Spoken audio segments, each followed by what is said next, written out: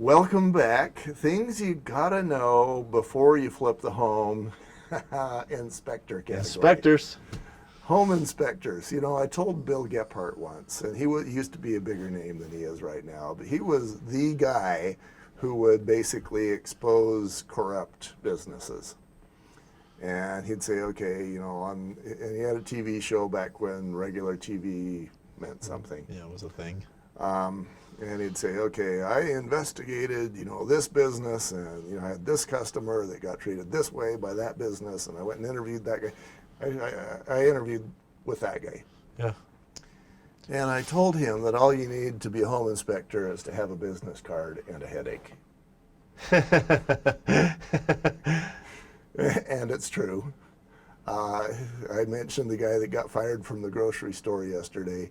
He could wake up, go get a business card, and go tell realtors how awesome he is. Maybe get a website and say, I'm the best home inspector ever. And then he's going to hope to start getting the phone to ring. That is the threshold for being a home inspector. Wow. And this is why No licensing, huh? Yeah, this is why half the home inspectors I know belong in jail.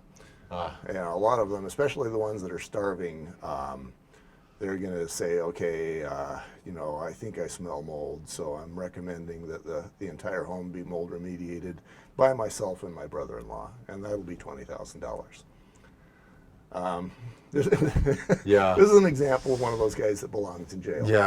Yeah. And partly, the $20,000 sounds good. Partly, if they don't get that $20,000, they're going to starve to death because nobody else is using them. Mm-hmm. So, stuff you got to know before you hire the home inspector. Maybe you've got your own stories, but there are some guys out there. I know of one guy who, and again, this fits into the mold category, but he saw what is pine tar. Yeah. Or fir tar in the attic.